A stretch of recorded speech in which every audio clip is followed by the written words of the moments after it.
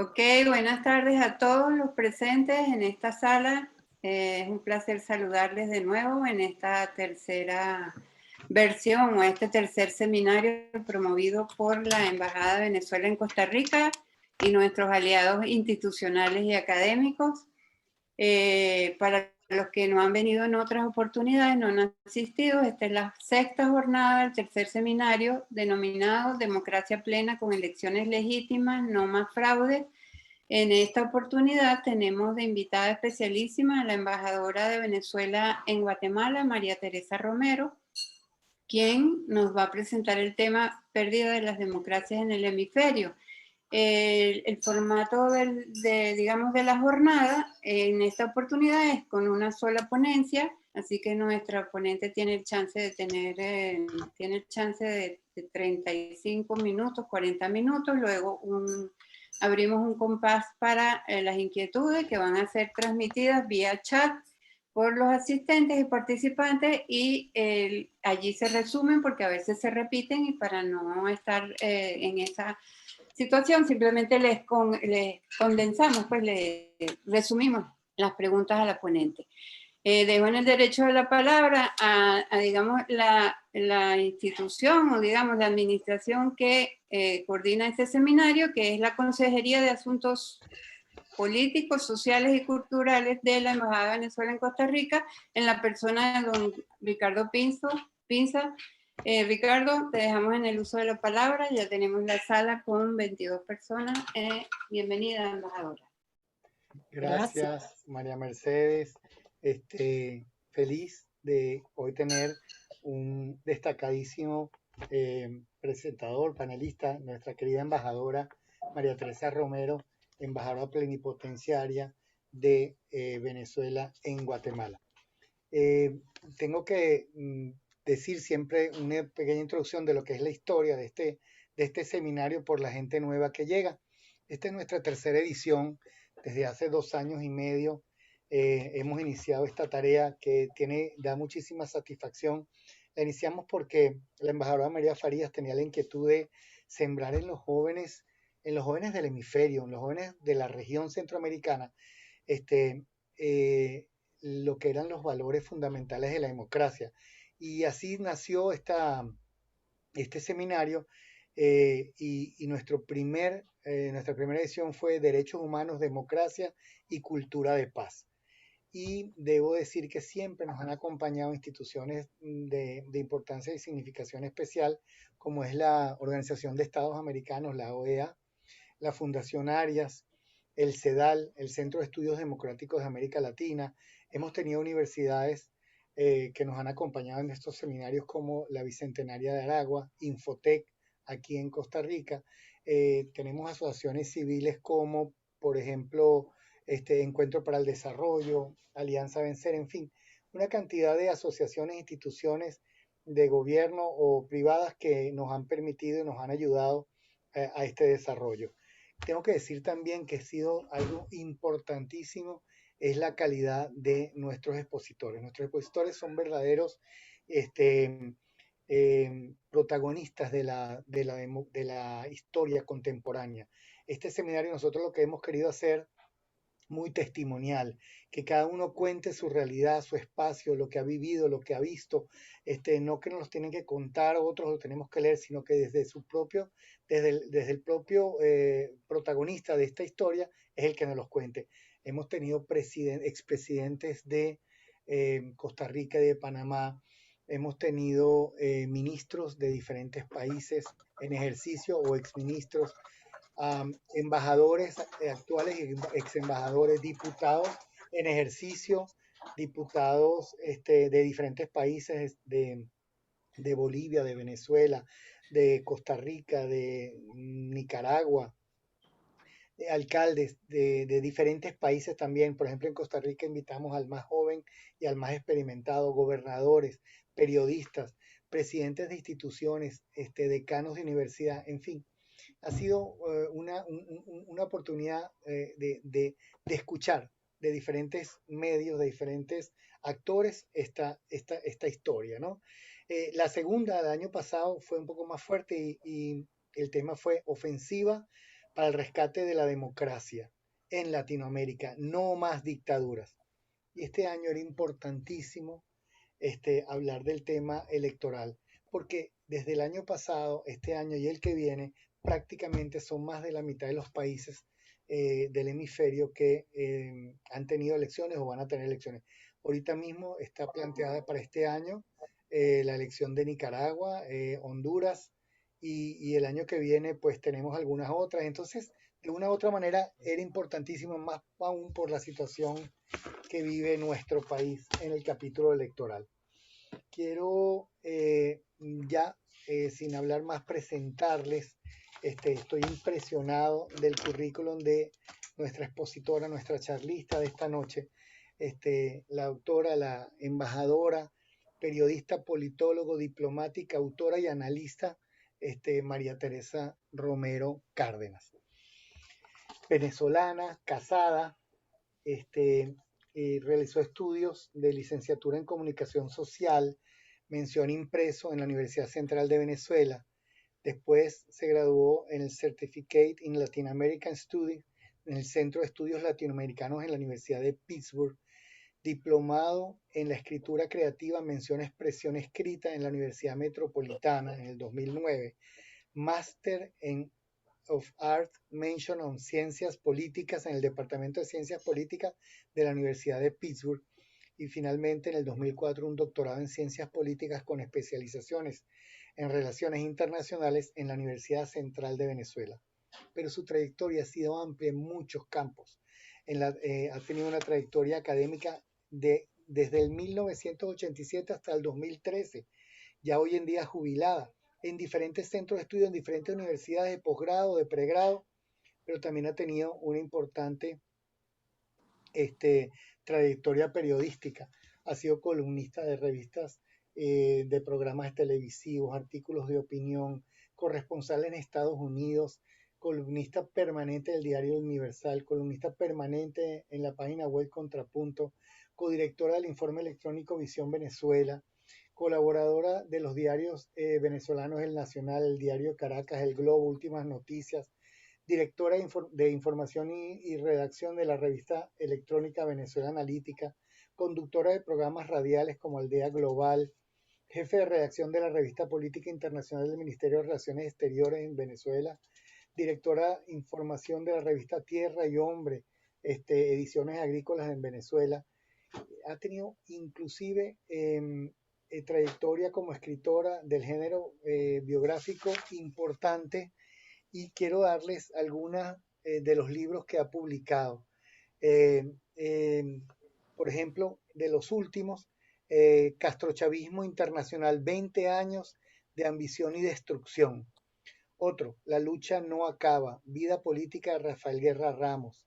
Otro, El enigma, SAC, travesía vital de Simón Alberto Consalvi. Política exterior venezolana, el proyecto democrático del 58 al 98. Biografía de Rómulo Betancourt en el 2005 y se reeditó en el 2008. Venezuela en la defensa de su democracia, el caso de la doctrina Rómulo Betancourt. Diccionario de política de los grandes pensadores políticos en el 1994 y se reeditó en el 2006. La profesora Romero también ha publicado numerosos artículos de libros colectivos y revistas en general, pero además ha sido asesora de análisis de entorno en gerencia de asuntos públicos, petróleo, Venezuela. Como asesora y analista política internacional, la doctora Romero ha dictado numerosas charlas, ponencias y talleres nacionales e internacionales. Es permanente invitada y consultada su opinión en programas de radio, televisión, como en periódicos venezolanos extranjeros. Pertenece a muchas sociedades desde que se iniciaron hasta hoy, científicas y profesionales. Es miembro del Colegio Nacional de Periodistas de Venezuela. Es miembro de la Asociación de Profesores de la Universidad Central de Venezuela desde 1987 hasta el presente. Es miembro del Centro de Divulgación de Conocimientos Económicos en Caracas, Venezuela, desde 1989 hasta el presente. Es miembro de la Asociación Fieldburg de Venezuela desde el 2001 hasta el presente. Miembro de la Fundación Rómulo Betancourt desde el 2005 hasta hoy. miembros del Club de Roma, capítulo venezolano del 2006 hasta hoy, miembro del Comité Académico del Centro de Divulgación de Conocimientos Económicos desde el 2008 hasta hoy, miembro de la Latin American Students Association de Pittsburgh desde el 1985 hasta el 2010 y es miembro del Caracas Press Club desde el 2010 hasta el presente.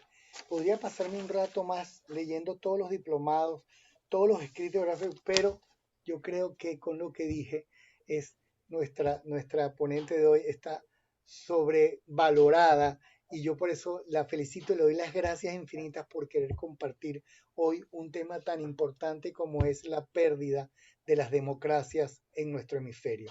Sin más palabras, dejo con ustedes a la doctora, a la embajadora de Venezuela en Guatemala, con ustedes, la doctora María Teresa Romero. Gracias, embajadora. Son suyos el micrófono. Muchísimas gracias. La verdad es que me siento muy honrada que ustedes me hayan invitado y gracias por leer mi currículum. La verdad es que cuando uno mira hacia atrás y dice bueno, muchos venezolanos hicimos muchas cosas. Estoy segura que muchos, como tú mismo, Ricardo, hemos tenido bueno, tenemos una trayectoria muy bonita en Venezuela, porque todos trabajamos muchísimo por nuestra patria. Eso es la verdad. Y de verdad te doy gracias a ti y a toda la embajadora Faría y a todos los de la embajada y a todos los aliados que han hecho posible este tan nutritivo y necesario proyecto educativo. Es realmente muy, muy importante, hoy más que nunca, que estamos viviendo tiempos realmente turbulentos, y no solamente en nuestro país, sino en toda América Latina, en el hemisferio, en el mundo.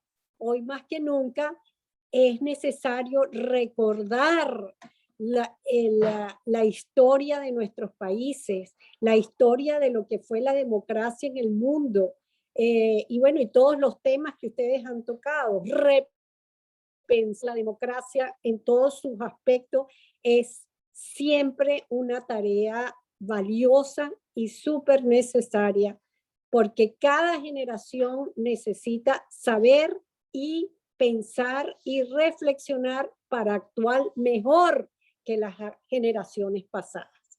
De modo que de verdad agradezco muchísimo esta oportunidad y bueno, me piden un tema muy actual y de grandes desafíos, ¿no? Como es la pérdida de la democracia en nuestro continente americano y en nuestro hemisferio, ¿no?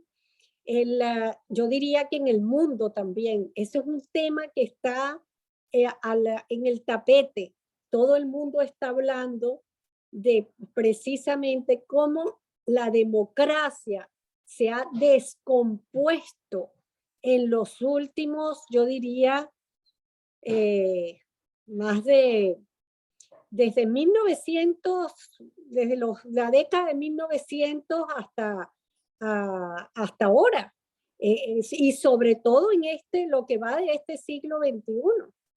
Es alarmante, y yo les pido a todos que recordemos, y yo creo que esta es la parte inicial antes de hablar precisamente del tema, que recordemos todos lo que significaba la democracia en 1989, cuando la caída del muro de Berlín, cuando la caída de la Unión Soviética y de la Guerra Fría. Eso había sido un alborozo, una gran alegría democrática, al punto que el entonces presidente de los Estados Unidos, Bush padre, y uno de los analistas más conocidos de Estados Unidos para ese momento, Francis Fukuyama, decían con gran placer que era el fin de la historia. ¿Qué significaba el fin de la historia? Que se había acabado el fin de la guerra entre Estados Unidos y la Unión Soviética y que había ganado el sistema democrático liberal. Entonces, lo que se pensaba en ese momento es que con esa gran victoria, la democracia se iba a expandir a todas partes del mundo, especialmente en los continentes más subdesarrollados o en vías de desarrollo, África, América Latina. Había pues una cantidad de gente que estaba ya pensando en nuevos programas, en nuevos proyectos. Y de hecho, tenemos que decir que comparado con la década de los 1970, 1980 del siglo pasado, bueno, había una cantidad de países que habían logrado tener democracia, y no solo democracia a través de los del sistema de votación cada vez más transparente, más limpio, más libre, más justo, sino en el ejercicio de la democracia. Entonces había realmente un gran optimismo, pero el optimismo lamentablemente no duró mucho. Ya para finales de esa última década del siglo XX, estoy refiriendo a la década de 1990, empezaron los problemas en varios países de América Latina. Y ya para la primera década del siglo XXI, en el 2000 para adelante, ya teníamos una cantidad de países que habían, bueno, dejado la democracia y había surgido un nuevo fenómeno que antes no existía, que era el populismo autoritario, como lo llamaron algunos, otros lo llamaron las democracias autoritarias. Bueno, una cantidad de conceptos y de teorías empezaron a surgir para tratar de caracterizar esos nuevos sistemas políticos. No puedo dejar de nombrar que uno de los primeros que se instala en este tipo de nuevas democracias, porque la gente no quería dejar de llamarlo democracia, pero en realidad cada día perdía más las características, los rasgos de una democracia liberal, que era el objetivo, lo que se quería, ¿no? Fue la llegada de Fujimori a Perú.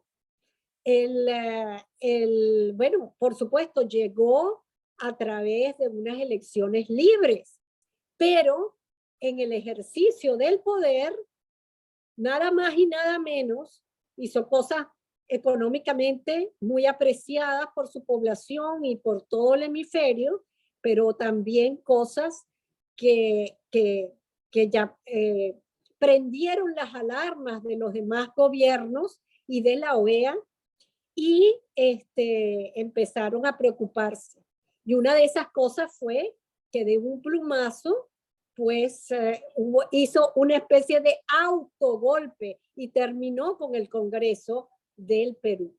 Eso fue, digamos, el primer sistema democrático, porque había llegado al poder a través de unas elecciones que en su ejercicio se volvió un régimen autoritario y prácticamente a lo último una dictadura que duró 10 años. Bueno, por supuesto, fue muy criticado, además, porque al principio de 2001, tal fue la preocupación que los países de América Latina y del norte del hemisferio, Estados Unidos y Canadá, en el seno de la OEA, se pusieron de acuerdo en crear y firmar. Recordemos que fue el 11 de septiembre de 2001, el día de el ataque a las Torres Gemelas en los Estados Unidos, los ataques terroristas.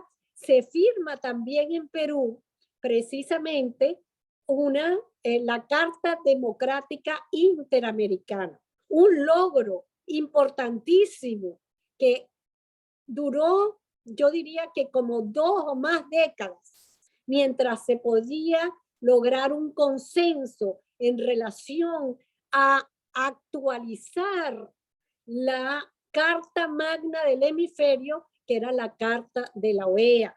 Recordemos que la OEA se creó en 1948 y si bien tuvo muchos logros durante todo su trayecto, también tenía muchas limitaciones. Y entonces se crea la Carta Democrática Interamericana como una actualización jurídica importantísima, y se pensó que justamente a través de la Carta se iba a poder detener todos aquellos regímenes que llegaran al poder a través de o un golpe de Estado o a través de votaciones y se convirtieran en dictadura, fueran de derecha o fueran de izquierda. De modo que había mucha, con todo y que Perú había sido la primer caso de autoritarismo democrático o de régimen democrático autoritario, siendo de derecha, no importara que fuera de derecha e izquierda, pero sin lugar a dudas se le vio como que se le podía parar. Y de hecho, se le paró. Y la OEA tuvo un papel fundamental en el derrocamiento de Fujimori. ¿Qué pasa? Que el proceso de deslave, por utilizar una palabra muy venezolana, de descomposición democrática, continuó. Y no puedo dejar de nombrar el caso venezolano. El caso venezolano no fue de una dictadura, o no ha sido de una dictadura derecha, sino una dictadura de izquierda. Porque tenemos que recordar, también en los años 90, con la caída de la Unión Soviética, la liberación, la independencia de la Europa del Este, ya ha caído la Unión Soviética, ¿verdad? Y todos estos cambios en el mundo, bueno, aquellos gobiernos que quedaban siendo de regímenes y de izquierda radical, como el caso de Cuba en América Latina, pero otros en el hemisferio, de otros, los hemisferios de otras partes, pero hablemos de aquí, del hemisferio occidental y el continente americano. En ese momento se reunieron los partidos comunistas de todo el continente y se reunieron dos líderes de la izquierda más radical, y me estoy refiriendo a Fidel Castro, que siempre tuvo el sueño de convertir a toda América Latina, sobre todo, pero a todo el continente, en realidad en un sistema comunista socialista al estilo cubano. Se reunió en San Pablo, Brasil, y se creó el Grupo de Sao Paulo, con Lula da Silva, que era líder en ese momento del Partido de los Trabajadores. Y la situación fue preguntarse y reflexionar, ¿qué hacemos ahora? No tenemos a la Unión Soviética, nosotros no vamos a cambiar. ¿Qué va a ser de la vida del comunismo en el hemisferio? ¿Qué hacemos? El Grupo de Sao Paulo, con todos estos partidos comunistas, pues dijeron, si la democracia es nuestro enemigo y no podemos ya, y no tenemos fuerza ni económica ni militar como antes en la Guerra Fría para derrocar las democracias, nosotros tenemos que llegar al poder a través de las democracias y a través del voto, que es un instrumento democrático. Y desde tomando las herramientas de la democracia, de hacer declinar a esas instituciones, normas y regímenes democráticos. Y así fue. Y el primer experimento trataron en otros muchos países, pero uno de los primeros experimentos que tuvo éxito fue el de Venezuela con la llegada de Hugo Chávez. Hugo Chávez Fría, tenemos que recordar, ya tenía un propósito de convertir a Venezuela en un régimen comunista. En un principio no lo dejó ver así, porque era obvio que interna y externamente lo iban a tumbar o lo iban a sacar, porque los venezolanos que votaron mayoritariamente por él creían que lo que iba era a perfeccionar una democracia que lamentablemente después de 40 años ha debido cambiar, eso lo hablaremos más adelante, pero que no cambió lo suficiente y no las circunstancias económicas, políticas e internas del país y también las circunstancias regionales y mundiales no fueron propicias para eso, y entonces este militar que había intentado derrocar un presidente elegido democráticamente, como fue el presidente Carlos Andrés Pérez, bueno, y que afortunadamente fracasó, pero no dejó, entonces utilizó lo que le dijeron Fidel Castro y Lula da Silva, el voto democrático, las elecciones, y apenas llegó, empezó a destruir las instituciones, normas, hasta la Constitución democrática, y ir creando poco a poco, sin que la gente se diera cuenta, con la popularidad que tenía el sistema que llamó socialista del siglo XXI, pero que en el transcurso de estos 22 años es cada vez más claro que es un sistema comunista. Eso lo empezaron a hacer después de Chávez otros países. Y sabemos muy bien que llegó Lula da Silva a Brasil, que llegaron en Argentina, llegaron los esposos inefables, también allí, y con cada uno con sus especificidades, pero todos siguieron más o menos el nuevo modelo, y digamos, ese modelo amparado por Fidel Castro, sobre todo, que desde un primer momento, incluso antes que llegara Hugo Chávez al poder, como está testificado en muchos documentos y cartas, en el libro que coordiné, que se llama Castrochavismo Internacional, apenas salió de la cárcel antes de que llegara al poder, fue a Cuba y desde allí compró, digamos, y el proyecto que le presentó Fidel Castro, que fue el sueño de Fidel Castro desde que llegó en 1961 al poder. Lo que pasa es que las circunstancias habían cambiado.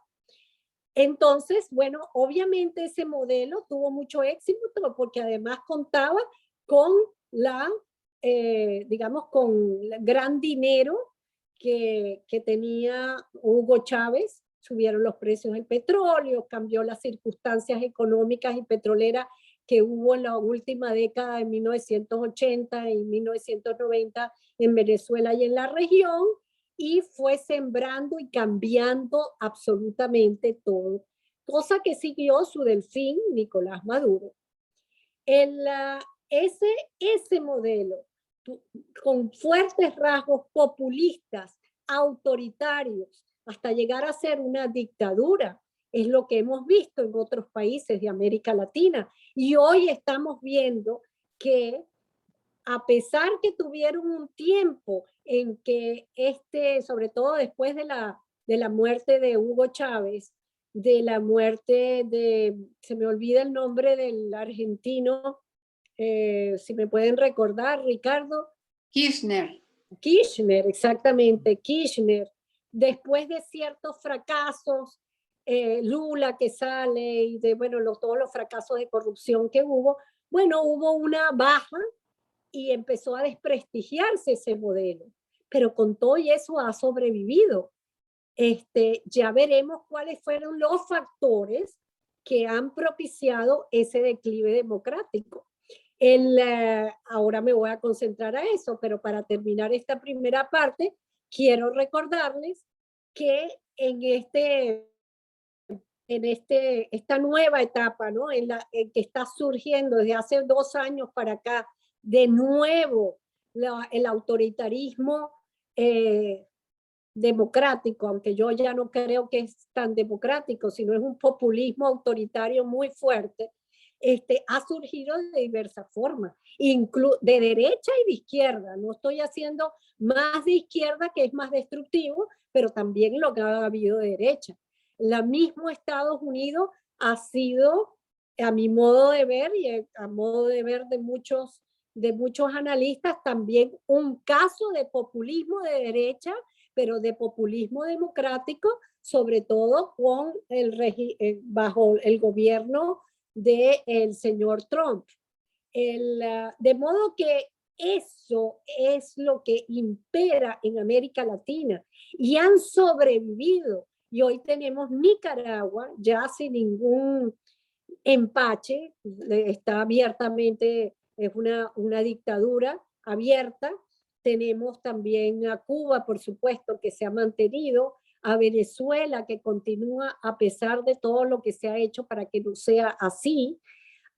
Vemos que Bolivia ha regresado a eso, incluso democracias tan sólidas como la de Chile, están en una situación muy dramática. Y en general el panorama es que todo lo que es la democracia, sus instituciones, sus normas, se han debilitado en todo el hemisferio. ¿Por qué eso? ¿O cuáles son sus causas? Voy a hablar, por favor, Ricardo, si tú ves que yo me paso mucho, me avisan. Tranquila, yo llevo el tiempo. Tranquila. Okay. Hay muchas causas, hay muchos factores internos y externos que han provocado ese declive democrático en todo el hemisferio. Empezamos por las internas, teniendo en mente algunos casos y por supuesto el que más yo conozco y seguramente ustedes también es el caso venezolano, es un caso paradigmático. Pero también en otros países se ha dado igual. Ahora tenemos a Perú también, que llegó al poder un gobierno ya ni siquiera ocultándolo como lo hizo Hugo Chávez, sino abiertamente diciendo que era un gobierno con una propuesta comunista y dictatorial. En todo caso, muchas razones explican todo esto. Internas y externas, como decía, internas dentro de los países. Yo diría, en primer lugar, hay muchísimas, de tipo político, económico, social. Yo diría que una de las más importantes fue, o ha sido, mejor dicho, la insatisfacción de la población en general, de las sociedades, al sistema democrático.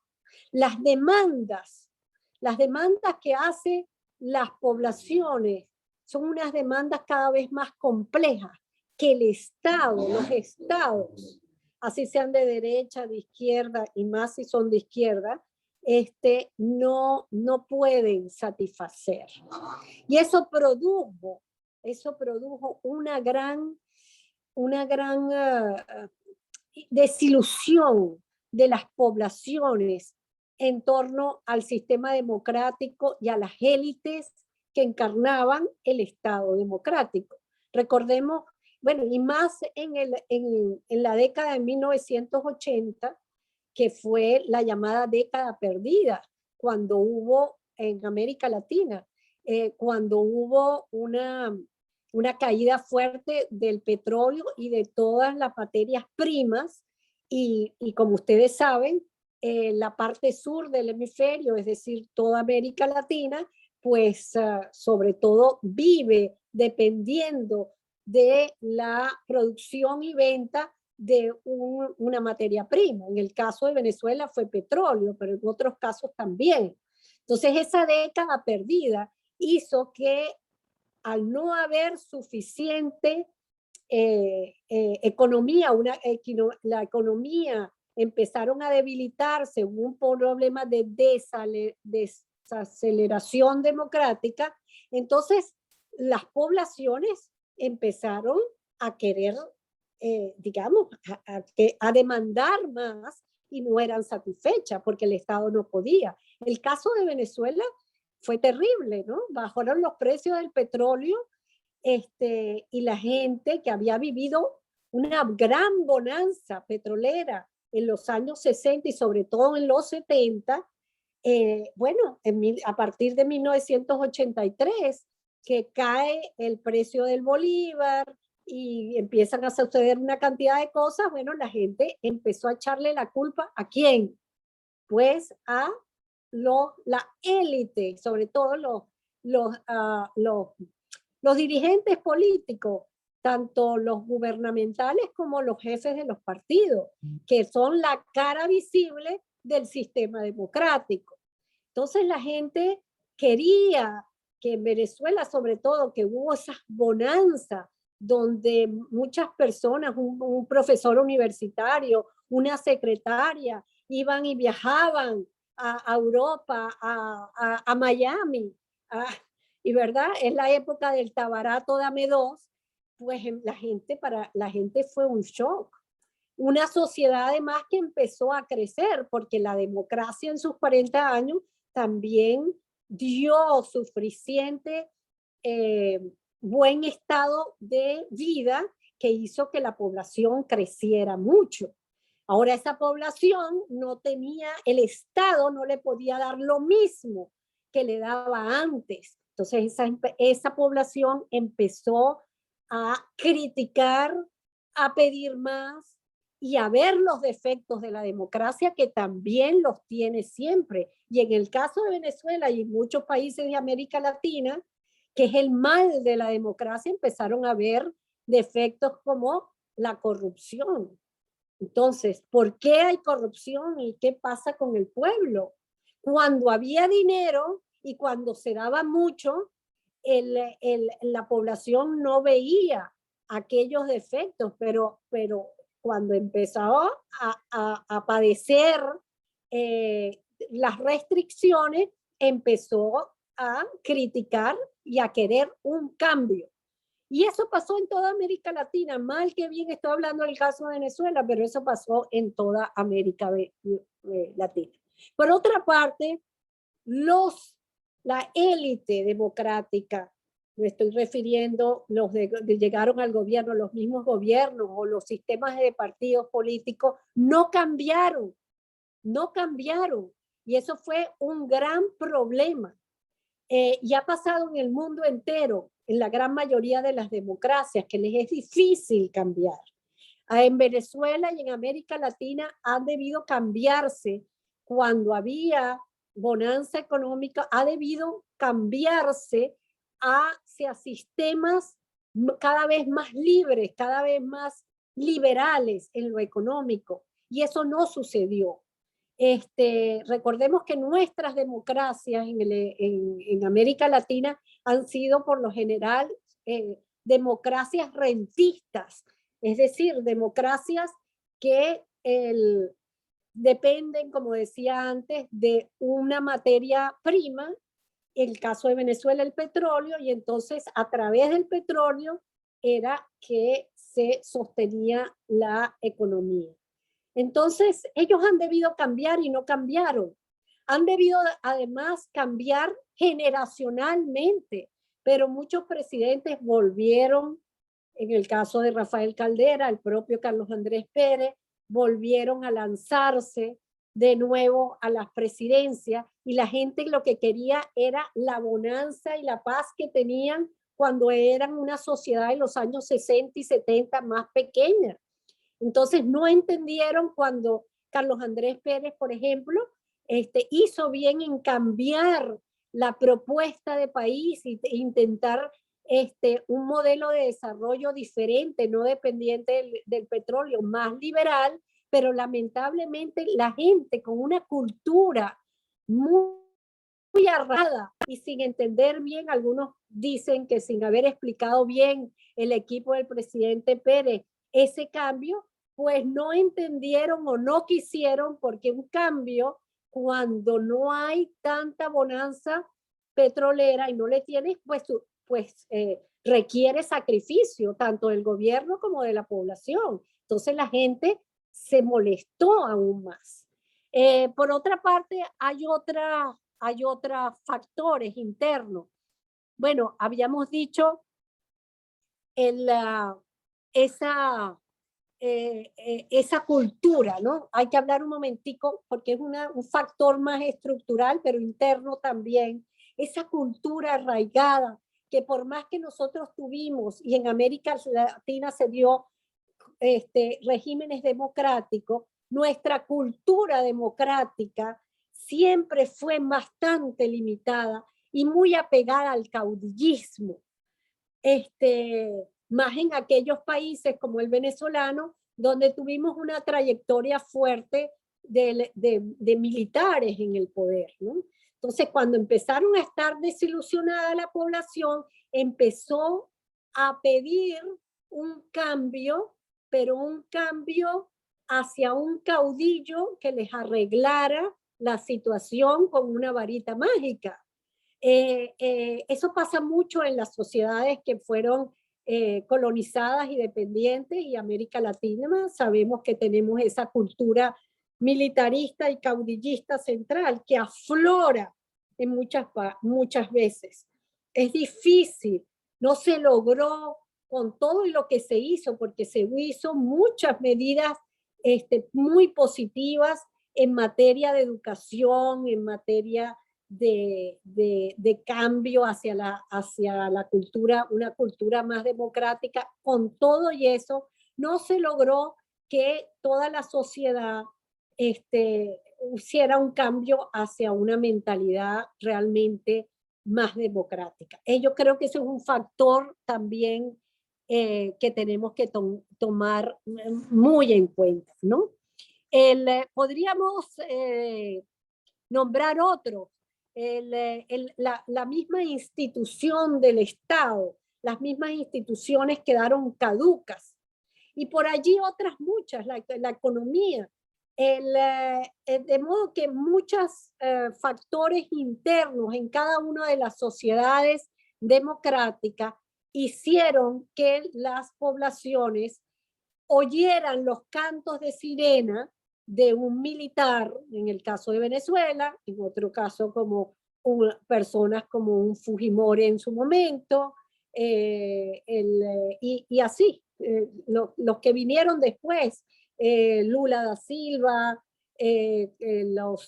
los Kirchner allí en Argentina, y bueno, llegó el populismo. O el otro factor que me faltó y es de suma importancia, es que la gente, en vez de entender que el problema no es la democracia, empezó a tener un sentimiento antidemocrático, más que antidemocrático, antipartidista, muy fuerte, echándole la culpa todo a los partidos políticos. Cuando una sociedad democrática no puede funcionar y no puede ser realmente democrática sin partidos políticos. La gente empezó con este sentimiento que además fue mundial. En Italia, por ejemplo, llegaban líderes que hablaban en contra de los partidos políticos, en contra de las democracias. Entonces se presentaban ellos como unos grandes líderes democráticos, pero autoritarios, con orden, con fuerza, etcétera. Y la gente les gustaba eso. Pero también pasaron factores a nivel externo que explican todo eso que estamos viendo. El sistema global, que empezó a hacer globalización, que cada vez fue más globalizado, porque recordemos que a finales del siglo XX y principios del siglo XXI se crearon las nuevas tecnologías, los celulares, bueno, todo esto, la intercomunicación comunicacional de una forma increíble, bueno, hizo que la sociedad global cambiara, y por supuesto la de nosotros en nuestro hemisferio. Ya estábamos más interconectados. Las poblaciones sabían más no como antes, que no tenías todas las facilidades para informarte y saber más, pero también querían participar más. Y entonces sentían que la nueva tecnología les daba una herramienta para juzgar, para hacer casi como qué es lo que está sucediendo, casi que ya no se necesita Cortes Supremas de Justicia, Poder Judicial, sino los que juzgan son la misma opinión pública. Eso es importantísimo. La otra cosa es que en ese sistema global empezaron a surgir cada vez más actores internacionales criminales, actores internacionales, porque antes, bueno, teníamos terroristas, siempre lo ha habido, ¿verdad? Pero eran actores internacionales que cada vez se han hecho más fuertes y además junto con el narcotráfico han hecho un vínculo muy importante y han logrado ser actores que desestabilizan a las sociedades y a los estados democráticos. Y eso lo vemos cada vez más con mayor preocupación. Eso lo dijo muy bien un libro que yo siempre aconsejo, porque es un libro que se adelantó a lo que está pasando hoy en día, que es el libro Ilícito de Moisés Naím. Creo que fue en el 2005 o algo así que escribió ese libro y que ya se veía claramente cómo los actores internacionales estaban perdiendo fuerza. Ya de por sí tenían que cambiar y no cambiaron ni la ONU, ni la OEA, ni ningún tipo de organismo internacional. Se quedaron con la mentalidad de la Guerra Fría. Pero además es que otros organismos internacionales, digamos, no lícitos, que van en contra del derecho internacional, empezaron a tener fuerza. Incluso gobiernos establecidos se ligaron con esos grupos, fueran grupos internos, en el caso de Hugo Chávez y Nicolás Maduro, con organismos, perdón, con grupos como la FARC, el ELN colombiano y otros en América Latina, pero también con terroristas islámicos internacionales, que han creado también asociaciones, que han creado nuevos organismos internacionales en América Latina. La idea del ALBA, que fue no la lanzó Hugo Chávez, pero era de Fidel Castro, y que tuvo, a través del dinero ganado por Venezuela, bueno, hizo una cantidad de cosas. Y todavía sin dinero están tratando de lograr organismos internacionales que destruyan a los clásicos como la OEA. De modo que empezó a cambiar ese sistema internacional. Y eso ha favorecido, sin lugar a dudas, a esas sociedades y estados populistas autoritarios y a destruir todas las normas, regímenes y sistemas democráticos. Y también hay otro factor, hay muchos más, no me quiero pasar, esos son los grandes, digamos, que podríamos ver. Pero hay dos factores más que quiero nombrar para no hacer esto tan largo ni fastidiarlos mucho. Otro de estos factores es la falta de voluntad democrática de esos mismos organismos internacionales, pero de los gobiernos democráticos. Los gobiernos democráticos es como si se sintieran apabullados, como si se sintieran temerosos de ese cambio en las relaciones internacionales y en la sociedad global que no esperaban y no saben cómo contestar, cómo responder. Durante el tiempo de Hugo Chávez, de los años en que estuvo Lula y una gran cantidad que estuvo en Ecuador, Correa, etcétera, bueno, los líderes demócratas empezaron como a retroceder, y la OEA y los mecanismos de la OEA y de la Carta Democrática Interamericana se dejaron de lado.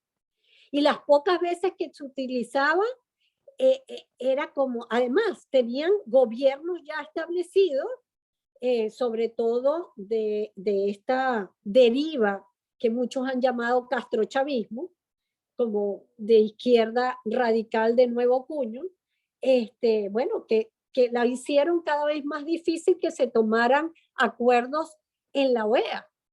Y eso es lo que ha venido pasando. Entonces hubo un desafío a todo lo democrático y los gobiernos no han tenido la voluntad. La voluntad, fíjense, vino cuando hace 3, 4, 5 años empezaron a ganar de nuevo gobiernos o democracias de derecha en el hemisferio, pero con todo y eso hay un temor. Hoy en día no podemos decir que la Carta Democrática Interamericana se ha debido aplicar en Venezuela y en otros países americanos, de América Latina como ha debido. No, no ha sucedido. El último factor que quiero decir, y esto es de 2 años para acá, pero ha sido letal, es la pandemia. La pandemia ha destrozado de verdad la estabilidad en todos los gobiernos, de izquierda, de derecha, de centro y, por supuesto, en todo el mundo. Pero bueno, me refiero al hemisferio en donde estamos, en el hemisferio, sobre todo en las democracias más débiles, que ya venían cada vez más débiles. Ya en el 2019, por ejemplo, Freedom House decía con mucha preocupación que lo que estaba viviendo América Latina y Estados Unidos, incluso antes de llegar Trump y Biden ahora, con Obama sobre todo, el declive de la democracia estadounidense, que hoy lo vemos, no me voy a poner a hablar de eso, pero vemos polarización, populismo, no se siguen las normas, el descontento de la población, etcétera, etcétera, etcétera. También se daba en Estados Unidos, una de las democracias históricamente más sólidas. ¿Qué pasa? Con la pandemia fue afectada todo el continente. Y lo que estamos viendo es que las personas, cuando hablo de las personas, estoy hablando de las sociedades, de las poblaciones, ahora están completamente inciertas, que no saben, se han agarrado también de lo más autoritario posible, de los líderes más autoritarios posible, que le ofrezcan más. Y por otra parte, los líderes, incluso los más democráticos que han subido al poder, se tienen que agarrar de métodos cada vez más autoritarios para mantenerse en el poder. Porque los desafíos internos y externos son muchos y muy complejos. Veamos, por ejemplo, el caso de El Salvador, que lo tienen ustedes ahí cerca. Bueno, hay rasgos autoritarios siendo un líder democrático y que llegó al poder a través de unas votaciones. Porque si no, no hay lo que se fomenta en las sociedades es el caos. Y para mantener el caos tienes que ser cada vez más autoritario. Entonces la situación para las democracias es muy difícil. No se miden, con esto termino, no se miden las democracias simplemente por votos. Eso lo sabemos y lo debemos recordar siempre. La democracia es vida democracia, es funcionamiento democrático, es cultura democrática. Entonces, ese desafío que toda la vida han tenido las democracias, tenemos hoy en día cada vez más. Tenemos además otros factores que no nombré porque no puede nombrarse todo, pero la gran población mundial y latinoamericana, el gran aumento de la pobreza, de la inflación, todo eso también ayuda a que las democracias sean más ineficientes y difíciles de mantener. Entonces, lo que se requiere es una nueva reflexión seria.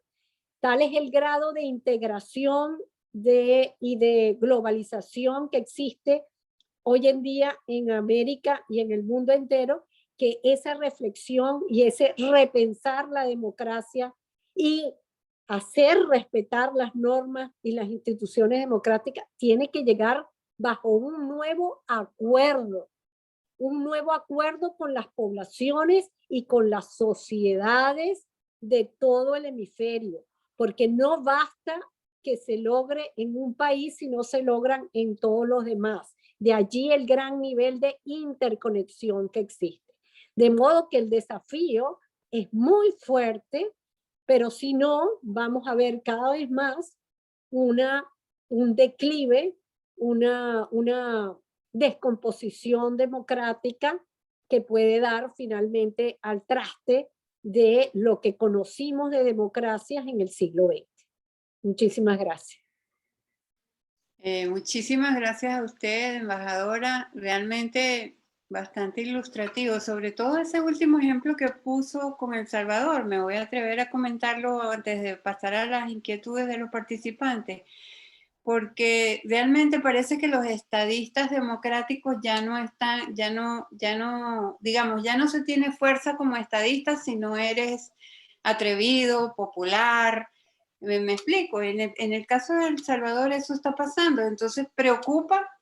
O sea, uno se contenta que haya muchas mejoras de calidad de vida de la población que aparentemente se están dando, pero al mismo tiempo preocupa ese rasgo, ¿verdad? Ese rasgo de que hay que ser así como que atrevido, como que autoritario, a veces hasta falta de respeto con algunas personas de la población, digo yo, y con las autoridades mismas de su país. Entonces, es un terreno bastante peligroso el que tienen nuestras democracias y bueno, tenemos que estar más preocupados de lo que pensamos, porque realmente no todo puede ser atribuido a que, bueno, a que a la gente le gusta que le den, ¿no? Es algo más allá que eso. Le tengo por aquí unas inquietudes de David Solórzano. Buenas noches, embajadora, excelente ponencia, un recorrido histórico que nos permite entender aún mejor el panorama. Hay un dicho popular que señala que nadie aprende en cabeza ajena y prueba de ello es lo que hemos visto en los últimos años. Decíamos, Venezuela no será Cuba, México no será Venezuela y más recientemente Perú no será Venezuela. Y hoy vemos con tristeza la realidad. ¿Qué análisis político periodístico puede hacer de este comportamiento de las sociedades latinoamericanas? Bueno, un poco retomando lo que ya dije, ¿no? Yo creo que las sociedades latinoamericanas, sobre todo, lo más que logramos fueron sociedades democráticas débiles e idiosincrasias democráticas débiles, o sea, cultura democrática que les faltaba. Y con todos estos desafíos que hemos visto en el mundo, en la región, en cada uno de nuestros países, con las grandes poblaciones que ahora tenemos, lo que estamos viendo es que se han vuelto a perder. Y eso es terrible, porque como decía antes, la democracia es vida. Eso se tiene que hacer educación democrática todo el tiempo, no se puede bajar la guardia. Tiene que haber cambios y modernización en ese sentido, o sea, sin pausa.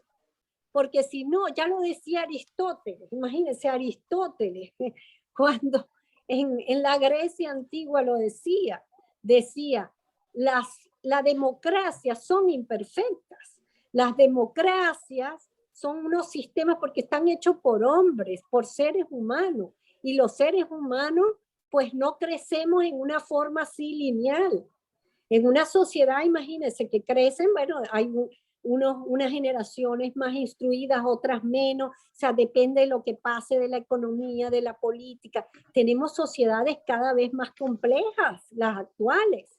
Entonces, si en aquel tiempo él decía eso, que la democracia era un sistema imperfecto y que lamentablemente los seres humanos después de la democracia buscaban eran las dictaduras. Imagínense que eso hoy en día, igualmente. Entonces, por eso es que vemos que la gente vota por populistas autoritarios y de derecha y de izquierda, vuelvo a decirlo. En América Latina, porque hemos tenido una cultura de izquierda y la izquierda está también buscando el poder de hace mucho tiempo y lo ha logrado, pero también de derecha. Tenemos muchos ejemplos en el mundo de líderes populistas de izquierda actual que nada tienen que ver con esos estadistas democráticos que nosotros conocimos y que vimos en el mundo y que era el ideal democrático. Entonces, eso es lo que pasa con las sociedades. Las sociedades son muy complejas y para mí un factor fundamental y tiene que ver es la cultura, y ese factor tiene que ver con la educación y los países democráticos, ni Estados Unidos, ni Canadá, que son los más evolucionados del hemisferio, ni ninguno de América Latina le ha dado la importancia a la educación democrática que se necesita. Fíjense lo que está pasando en Chile. También. Entonces, para mí eso es muy, muy importante porque y más hoy en día con todo esto de las nuevas tecnologías y todo esto, si tú no tienes una buena instrucción, si no además tienes, cuando yo hablo de cultura y de educación democrática, también hay que meter ahí todo lo que son las normas del ser humano. Y entre eso pongo también el ser humano, sin hablar de ninguna religión, pero como espíritu también. Cuando el ser humano se separa y se vuelve completamente materialista, no voy a yo tengo mi religión, pero no estoy hablando de religión, estoy hablando del ser humano también como un ente espiritual, como un ente que tenga ética y espíritu y que le dé importancia a lo que significa el mundo. Eso es parte de la cultura que debería ser la cultura democrática, liberal, pero más allá de eso también humanística de verdad. Entonces vamos a tener unas poblaciones y unos líderes pues cada vez más terribles, como lo hemos visto. Sí, realmente es poco alentador. Fíjese, tengo otras dos inquietudes. Esta es bastante parecida. ¿Cómo se entiende que habiéndose desmejorado la calidad de vida tan dramáticamente de los pueblos, vuelven a elegir, entre comillas, gobiernos populistas y comunistas? ¿Se atribuye solo fraudes electorales o si se ha mantenido la fuerza de las tiranías? No sé si quiere agregar algo de lo que ya ha dicho con respecto a eso. Sí, bueno, la persona ha nombrado de nuevo un factor que no lo hablamos, pero la misma procesos de votación han habido corrupción y fraude también, eso es otra cosa. Y hoy en día se hace de modos tecnológicos y de una forma tan, ¿cómo podría yo decirlo? Que la gente no se da cuenta. Tan encubierta, sí. Tan encubierta. Entonces eso es otra cosa que hace. Las personas, además, los seres humanos, además de querer vivir bien, de querer vivir en libertad, nosotros, eso es atávico, sin lugar a dudas. Nosotros necesitamos creer y respetar a una autoridad. Eso siempre ha sido así, eso siempre ha sido un desafío para las democracias y los presidentes, siempre. Muchos se preguntan, bueno, ¿y por qué en Europa no se acaba la monarquía después de tantos años? Bueno, porque hay reglas, hay formas que perduran por mucho, mucho, mucho tiempo. Ese es uno de los grandes problemas, que las culturas cambian no tan rápido como uno quisiera, ¿no? Entonces, si se le pierde el respeto a un presidente, que es una figura de autoridad, pero una de la como decía Max Weber, el filósofo, él decía que había varios tipos de liderazgo, ¿verdad? Y los liderazgos democráticos no quería decir que no tuvieran autoridad. Tenían que ser respetados y autoridad y tener autoridad. Entonces, en ese punto de vista, de ese punto de gente, la gente creía antes en los presidentes, pero cuando tú tienes presidentes corruptos y sus partidos corruptos y no cambian y la gente se defrauda, va a buscar otro. Y cada vez más, si no es un líder democrático, busca un líder autoritario. Pero el líder autoritario, entre más populista, así como los demócratas, el más populista, es al que van a querer más, porque la gente necesita oír cosas buenas, sentirse protegido, sentirse que le van a dar ese papá y esa mamá que tuvieron, que los protejan en cierta forma. Y eso se ha perdido en las sociedades. Y ese es el gran problema, que la gente no cree en instituciones solas. Llega un momento que hasta la gente no cree en nadie. Y es por eso yo dije, como uno de los factores que se dieron a finales del siglo XX y sobre todo al principio del XXI, que fue que en todas partes empezó a crecer como loco la antipolítica y el antipartidismo. Entonces, hicieras que todo el mundo perdiera el respeto. Entonces llega un presidente, ese es corrupto. En cambio, el que me habla bonito y me trata duro, te cuesta, no ves que te esté, o tienes tanto miedo que no te deja, sabes que no puedes revelarte como te revelas a un presidente y a figuras y liderazgos democráticos. Sí, todo un tema hasta sociológico y psicológico, si se quiere. Así es.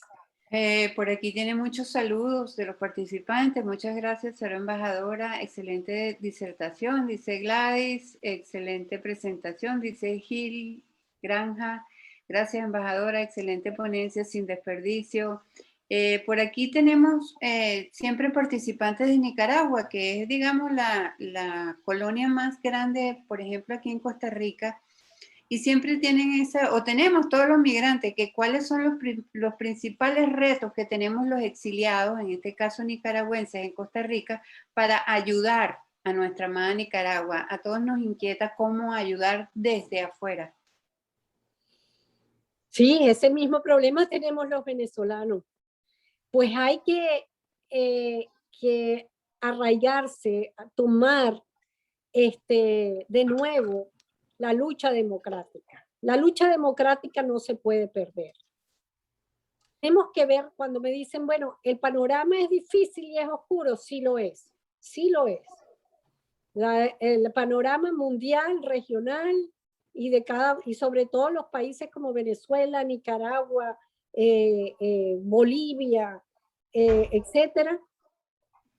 Colombia tiene también un porvenir que no sabemos todavía, etcétera, los cubanos. Es un porvenir difícil, pero en todas las generaciones deben haber nuevas luchas según las circunstancias. Lo que no se puede es dejar de luchar, como no se puede dejar de creer. Todo lo contrario. Yo no quiero terminar esta conferencia siendo negativa, no. Uno tiene que dar un diagnóstico realista para ver la verdad. Si tú tienes un cáncer y te lo detectan mañana, es una verdad que te va a costar, es un trancazo que vas a recibir, te va a doler, tienes que cambiar tu vida, pero tienes espacio para luchar contra el cáncer, que es el enemigo claro, pero también para luchar contigo mismo y estar preparado para pase lo que pase. ¿Entiendes? Porque una cosa es perder la lucha de la salud y otra cosa es perder la lucha de ti contigo misma y con tu familia y con tu Dios. Eso no se puede perder. Hay personas que se han enfermado, han perdido la lucha contra una enfermedad, llámese cáncer o lo que sea, pero han ganado la lucha, así sea en pocos meses, la lucha, y a esa persona se ha ido de este mundo siendo una mejor persona para con su colectivo, para con su familia y para con su Dios y consigo mismo. Eso ya es un triunfo. Eso ya es un triunfo. Y así hay que verlo. Porque mucha gente se pregunta, bueno, yo quiero que la lucha sea rápida y yo volver y tal. La lucha puede ser que dure como la que tiene Cuba o como la que tiene Venezuela, pero también puede durar un año, porque ha pasado en la historia. Porque, es decir, nadie tiene una garantía de nada. Pero ¿qué es lo que hay que hacer? Ser una mejor persona y un mejor luchador democrático. Para mí, los líderes democráticos, sean de gobierno, sean de partido, sean de la sociedad civil, tiene que ser un liderazgo integral. Tú no puedes ser un líder, verdadero líder, si no eres una persona ética. No puedes ser un verdadero líder si no eres una persona de servicio para con tu comunidad y con la gente que tienes al lado. No puedes ser un verdadero líder si le estás pegando a tus hijos o a tu esposa, o estás robando para poder vivir. No puede ser. Entonces, eso es una cosa integral y es una lucha individual y colectiva, individual y colectiva, individual y colectiva. Y yo creo que ese es el cambio que necesitan las sociedades. Y quizás por eso, cuando nosotros logremos mejores individuos, lograremos mejores demócratas y lograremos mejores democracias y lograremos un mundo mejor. Pero que eso es difícil. Bueno, pero es que la lucha que vivimos todos los que nacimos, que tenemos que morir, esa es la lucha. Nosotros no vamos a ver el final de un mundo como realmente va a ser. Lo más seguro es que no. Entonces, eso es lo que tenemos que poner los pies sobre la tierra con la cabeza y el alma hacia arriba. Eso es lo que les puedo decir. Desde donde estemos, tenemos que tener esa actitud exactamente. Desde donde estemos y como estemos. Exacto. Y lo que podamos. Porque también algunas personas quieren ser heroicas, quieren hacer mucho y de repente no pueden. Entonces, tienen que hacer desde donde esté. Esto que estamos haciendo es algo. Los nicaragüenses, los venezolanos, que han sufrido tanto, que se han tenido que ir. Bueno, y no preocuparse tanto en tanta crítica. Esa es la otra cosa. Mire, yo se lo digo por los venezolanos. Los venezolanos no hemos logrado en 22 años, incluso también los cubanos, no sé cómo estarán ahora, pero no hemos logrado una mejor lucha dentro de Venezuela y fuera de Venezuela, porque los dos tipos de lucha son muy importantes. Las personas que se quedan adentro y las personas que están afuera. Las dos cosas son importantes. Eso lo decía mucho Rómulo Betancourt. Cada vez que se iba al destierro, cada vez que se iba al exilio, que fue bastante, decía, la política y la lucha lo que hace es cambiar. Pero son tan importantes los de adentro como los de afuera. Pero si cada uno se está criticando, no hay unión. Y si no hay unión, no hay organización. Y si no hay organización, va a ser mucho más difícil.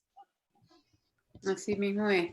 Bueno, tengo varios comentarios por aquí, sobre todo reflexiones. En Nicaragua han habido fraudes electorales, mucha gente se vende, eso, bueno, sabemos todo lo que utilizan para poder ganar elecciones con trampas. Dayana Agüero dice, excelente reflexión y análisis, embajadora. Son muchos los retos sobre esta materia en educación y formación de cultura democrática. Gil Granja dice, los buenos somos más y tenemos que gobernar muy pronto. Por Esa es aquí otra gran verdad. Así es, cierto. Por aquí vamos a cerrar con esta preguntita de Evelyn. Respecto a estas dictaduras, ¿de qué sirven la existencia de estos organismos mundiales y regionales, dígase OEA, ONU, etcétera? Con esto cerramos. Bueno, lamentablemente, como les decía, son unos aparatos, unos elefantes blancos cada vez más inoperantes. Es increíble, es increíble. Tiene que cambiar. El derecho internacional en el papel está mucho más adelantado que lo que es la práctica. Lamentablemente eso sucede. ¿Ustedes saben cuánto se decretó el cese de la esclavitud en Estados Unidos? Antes de la guerra civil. Muchísimo antes. Y formalmente, porque había una parte de Estados Unidos que ya estaba, o sea, había cesado en la libertad de los esclavos. Pero tuvo que venir una guerra porque la otra parte se contenía, no quería. Y con todo y eso se decretó la libertad de los esclavos después de la guerra civil estadounidense. Y todavía en 1960 y actualmente en estos años vemos los problemas de racismo que hay. Sí. O sea, los cambios son fuertes. Entonces, pero como decía alguien por ahí, los buenos somos más, los conscientes tenemos que hacer mucho más, ser mejores, ser más humanos. Miren, uno de los errores que hay, que yo lo creo así firmemente, yo lo vi cuando los 40 años de democracia, yo fui producto de los 40 años de democracia. Nosotros, y los partidos políticos lamentablemente perdieron ese amor que tenían a la educación y al tratar bien a los excluidos y a la gente pobre. Eso hay que retomarlo. Y hay que hacerlo. El verdadero servicio hay que retomarlo. No se puede hacer un servicio solamente desde la computadora. Aunque sea chiquitico, hay que hacer algún servicio. Porque la gente sufre, el ser humano sufre. Y con amor es que entiende. Si tú le vas a hablar de libertad, le vas a hablar de democracia, una persona que tiene hambre o una persona que es maltratada, caramba, ¿cuál es el aceite? ¿Cuál es ¿cómo se llama? La gasolina con la cual le va a entrar eso en su cabeza que está tan mal, tan sufrida en su corazón? El amor. Entonces, todo es un círculo, todo es una integración, todo es así. Entonces, tenemos también que crecer en ese sentido. Yo estoy segura que cuando más oscuras son las cosas, siempre los buenos tienen inventiva y ahí van y tal. Dios quiera que así sea. Amén, amén. Bueno, embajadora, gracias por esta ponencia. De verdad, yo me siento impactado. Yo también creo que el amor siempre triunfa. Yo creo que vendrán tiempos mejores. Por ahí lo dijeron y yo también estoy convencido que los buenos somos más y jamás el mal va a prevalecer sobre el bien.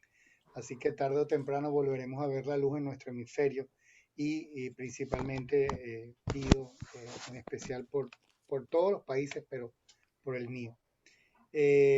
Gracias, mil gracias por esta ponencia y quiero invitar a todos los que nos acompañaron, darles gracias también por venir. Gracias a ustedes por invitarme y a todos los que están acá. Y bueno, dame la oportunidad de compartir también mis inquietudes, porque hablando y hablando también uno se refresca de las cosas, ¿no? Muchas gracias, de verdad. Gracias. Los invito a todos. El próximo martes a la misma hora vamos a tener una exministro de la mujer, Aura Loreto, también aquilatada, excelente. Y ella nos va a hablar sobre la paridad y alternabilidad, la igualdad real en los cargos de elección popular. Entonces aquí creo que las mujeres van a hacer un peso especial y van a decirnos cómo vamos a lograr esa paridad que por lo menos aquí en Costa Rica se siente, pero en muchos otros países del hemisferio no. Gracias a todos, buenas noches. Gracias, embajadora, nuevamente. Y que como usted dice, pues reine el amor. Así es. Ok, gracias a todos, embajadora. Un abrazo. Un abrazo a todos. Les recuerdo a todos que al final del seminario les entregaremos un material digital tipo libro en donde tendremos el compendio de las 9 jornadas con su video y su transcripción al respecto de cada jornada. Gracias, hasta luego. Vale la pena decir eso porque la segunda edición de este seminario generó una publicación que ha dado la vuelta al mundo y ha traído muchos buenos comentarios, ha ayudado muchísimo. Inclusive participó el presidente de Guaidó en ella. Entonces esperemos esta publicación del tercera edición también. Gracias. Hasta luego, buenas noches. Felicitaciones.